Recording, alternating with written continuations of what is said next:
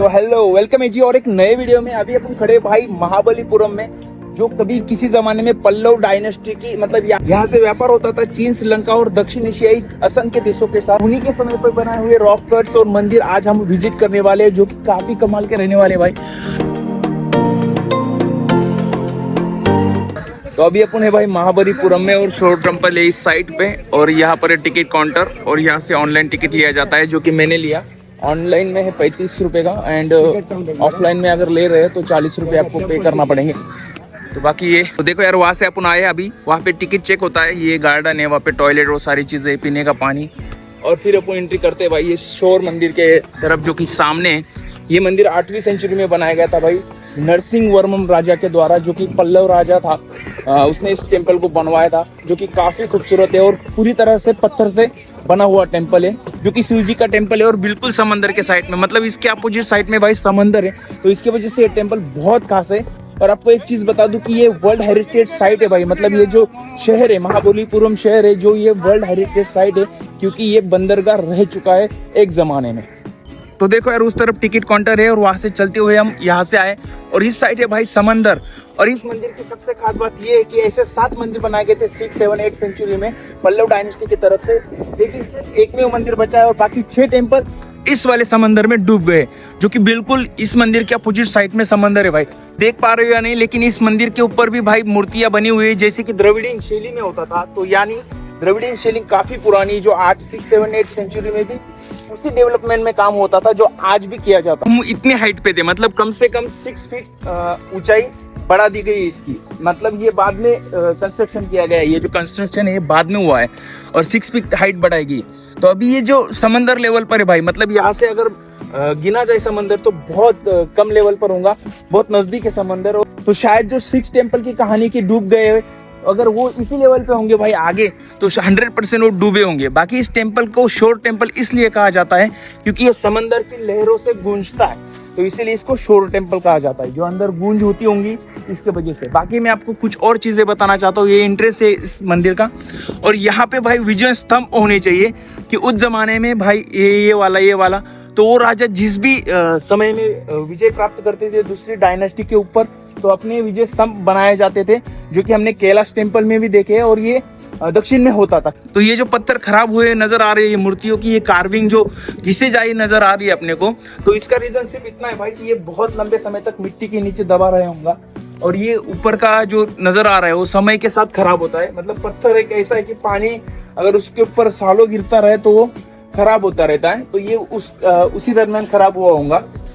जब मंदिर के पास नजदीक आते हो ना भाई, तो कुछ चीजें नोटिस होती है, जैसे कि मुझे एक अंडरस्टैंड हो रही है यहाँ पे। जैसे कि ये देखो, यहाँ तक है ना मट्टी में दबा होना चाहिए ये मंदिर, और उसके ऊपर ये ना पानी से ऐसा कुछ उसको मिला है, मतलब ऊपर से जो बहकर आने वाला पानी होगा, तो उसकी टकराव के वजह से ये कट चुका है भाई। देखो जगह जगह पे आपको निशाने नजर आ रही है, तो ये कटने की निशानी है। देखो ये साइड और ये पूरा साइड है भाई, मतलब यहाँ से किसी जमाने में पानी भी बहता होगा।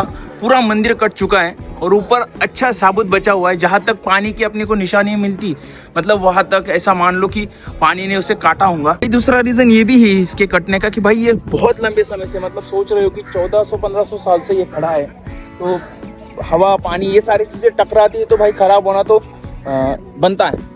और ये देखो ये समंदर, मतलब यहाँ से रोका गया है भाई पानी को अंदर आने के लिए, वहाँ पे बांध बनाए गए। टेम्पल के अंदर एक शिवलिंग भी भाई, और एक विष्णु का लेटी हुई मूर्ति है, जो कि मुझे नहीं लगता कि अंदर शूट करने दिया जाता होगा, बट देखते अगर कर सके तो भाई मंदिर में एंट्री बंद है और वीडियो शूट भी अलाउ नहीं है। तो भाई मैं एक चीज बता दूं, इस मंदिर के अंदर वैसी मूर्ति है जो कि अपन एलोरा केव्स में देखी जाती है, शायद 30 या 31 नंबर की हिंदू केव्स, जहाँ पर विष्णु सोए हुए हैं, उस टाइप की मूर्ति है यहाँ पर टेम्पल। और मैं बता रहा था ना कि बांध बनाया हुआ है समंदर के बिल्कुल अपोजिट साइड में, तो ये देखो ये सामने, क्योंकि ये पानी अंदर आता होगा भाई, और यहाँ पे थोड़ा सा गीला भी महसूस हो रहा है, मतलब पानी की नमी है इस जमीन में। तो भाई हो सकता है कि समंदर की लहरें इस साइड बहुत तेजी से आती होंगी और इस मंदिर को काटती होंगी। और सेकेंडरी यहाँ पे जो 7 टेम्पल और बताए जाते हैं तो भी होंगे, मतलब एक कहानी है, एक मैथोलॉजी है, उसके बारे में अभी तक प्रूफ नहीं हमारे पास, बट 7 टेम्पल्स बताए जाते हैं कि ऐसे 7 टेम्पल थे जो बनाए गए थे पल्लव डायनेस्टी के दरमियान, बट इतना एक ही बचा हुआ है। बाकी मैं आपको कुछ लहरों की आवाज सुनाना चाहता हूँ भाई, इसलिए आया। यहाँ पे अभी लहरों की आवाज आ रही थी भाई।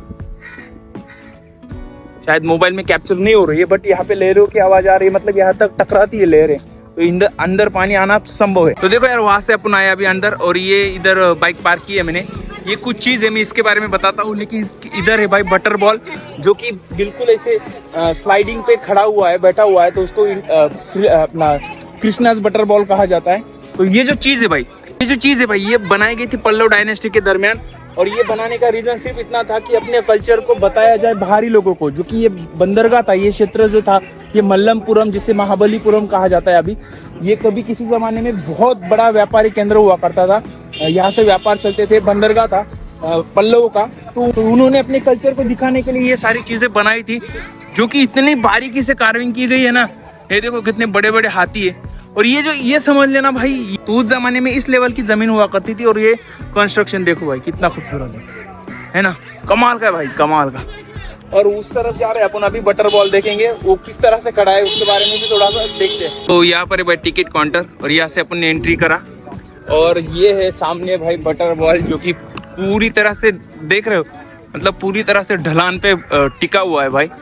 और ये कैसे टिका हुआ है, ये एक अजब भी मतलब चमत्कारी है भाई। ये देख रहे हो किस तरह की ढलान है। चलो नजदीक जाके बताता हूँ मैं सारी चीजें।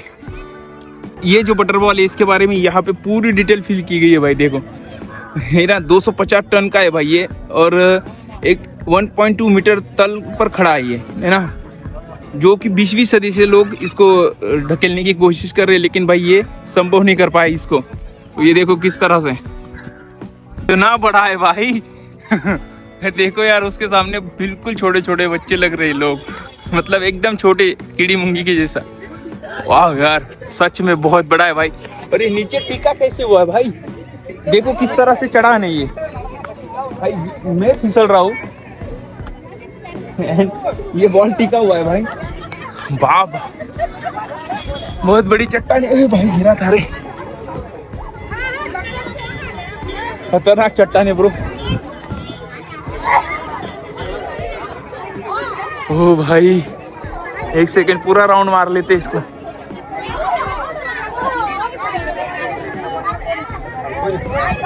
भाई कितना बड़ा है, मतलब नजदीक से इतना बड़ा है, और इतनी फिसलन है ना वहाँ पे, वो भी ये टिका हुआ है भाई। ये चमत्कार ही कुछ और। वैसे और भी वाटर बॉल है, लेकिन वो जमीन पे टिके हुए हैं, बट ये तो भाई पूरी तरह से डाउनफॉल पे बैठा हुआ है भाई, खतरनाक ही है।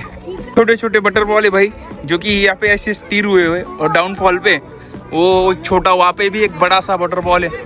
और ये देखो यार, ये एक ऐसा पत्थर का एक लंबी सी लाइन बनी हुई है, उस तरफ है भाई जमीन, नीचे एकदम खाई है, और उधर गांव बसा हुआ है, इस तरफ है भाई समंदर। मतलब है ना, ये अजीब से बीच में ऐसे पहाड़ खड़े हुए हैं पत्थर के, पूरा पत्थर है। हमने उस साइड जो रॉक कट्स देखे थे भाई, वो अर्जुन की तपस्या के रॉक कट्स थे, मतलब वहाँ पे अर्जुन की तपस्या की थी इस जगह पे, तो उसके रॉक कट्स बनाए गए थे। बाकी ये भाई पंच पांडवों के रथ है ये अंदर, तो यहाँ से एंट्री होती है। और ये भाई है ना, जो बटर बॉल है उससे नहीं कुछ तो 800-900 मीटर के आसपास हुई है। तो चलते हैं अंदर के साइड। ये है रथ, तो इसकी क्या हिस्ट्री है वो तो नहीं पता अपने को, क्योंकि इंटरनेट पे अवेलेबल नहीं है, बट इसको अर्जुन के रथ बोला जाता है। और ये 5 रथ है, अर्जुन मतलब जो 5 पांडवों के रथ ही है। तो भाई इसके बारे में थोड़ा बता दूं, अर्जुन रथ, धर्मराज रथ, भीम रथ, और नकुल सहदेव रथ, और द्रौपदी के रथ है यहाँ पे। तो एक एक को देखते चलो बारीकी से। फर्स्ट है भाई द्रौपदी रथ, है ना, उसके बिल्कुल साइड में है अर्जुना रथ, देखो कितना कमाल का है। और उसके सामने भाई एक एक शेर बना हुआ है, जो कि सामने से नजर आता है। एक मिनट देखो, है ना, और उस सामने हाथी, और ये भी एक रथ है, तो देखते वो किसके। और ये भाई भीमाज रथ, काफी बड़ा है भाई, सबसे बड़ा रथ है ये भीमाज रथ। और ये किसका, एक मिनट, ये है भाई नकुल और सहदेव का रथ है, जिसके अंदर कुछ भी बना नहीं हुआ है। और ये हाथी काफी अच्छी कंडीशन में आती है। और वो होगा भाई युधिष्ठिर का रथ, तो उसको भी नजदीक से देखेंगे। लेकिन एक चीज बताओ कि भाई ये जो अपन ने बटर बॉल की जगह पे देखा था ना, एक पत्थर, एक लंबी सी लाइन पत्थर की, उस लाइन होंगी ये बड़ी सी, और उसको फिर कार्विंग किया गया है ना, काफी बड़ा इलाका ही है। और एक बड़ा सा पत्थर होगा जिसको एक ही सिंगल पीस में कार्विंग किया है, मतलब बहुत सारा लंबा समय लगा होगा। ये ऐसा महसूस होता है कि यहाँ की जो या तो निकाली गई है, या तो फिर शायद निकाली गई है या फिर बनाने की कोशिश में वो छूट गई है, ऐसा कुछ होगा। और ये काफ़ी मतलब छन्नी और हथौड़ी से बना हुआ स्ट्रक्चर नज़र आता है भाई। बाकी ये जो ऊपर की साइड है भाई, जो अपन ने एलोरा केव्स में देखे थे ना, सिमिलर कंस्ट्रक्शन होता था उस दर में, जो ऊपर से नीचे तक वो बनाते थे, जो कि हमने कैलाश टेम्पल देखा था। सिमिलर टेक्निक इसके लिए यूज हुई होंगी, ये ऊपर से नीचे तक बना होगा।